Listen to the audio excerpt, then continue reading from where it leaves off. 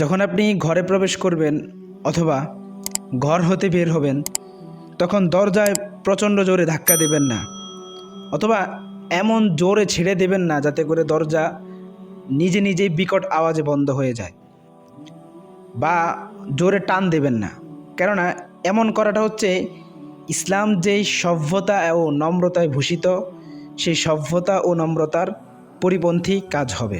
কেননা আপনি হয়তো আম্মা জান আয়েশা রাদিয়াল্লাহু আনহু থেকে বর্ণিত নবীজি সাল্লাল্লাহু আলাইহি সাল্লামের সেই বাণীটি শুনেছেন যে, ইন্নার রিফকা লা ইয়াকুনু ফি শাইইন ইল্লা জানা ওয়ালা ইউনজাউ মিন শাইইন ইল্লা শানা।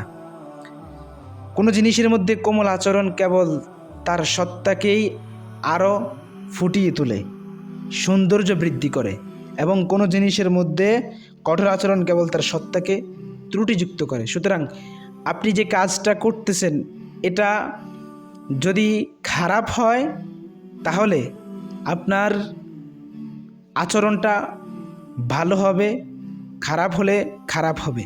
মানে আপনি যেভাবে দরজাটা বন্ধ করবেন ওইভাবে আপনার সত্তাটা, মানে আপনার নিজের গুণটা ত্রুটিযুক্ত হবে অথবা গুণান্বিত হবে। এই জন্য আমরা দরজা সচরাচর যেভাবে টান দিয়ে বন্ধ করি অথবা জোরে ধাক্কা দিই, এটা করব না। এটা ইসলামের আদবের পরিপন্থী কাজ। আমরা চেষ্টা করব দরজা নিঃশব্দে ধীরে ধীরে সুন্দরভাবে নিজে লাগিয়ে দেওয়া।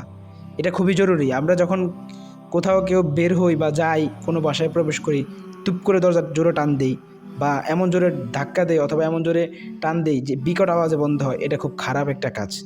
আল্লাহ তাআলা আমাদেরকে হাদিসের উপর আমল করার তৌফিক দান করুন। আমিন।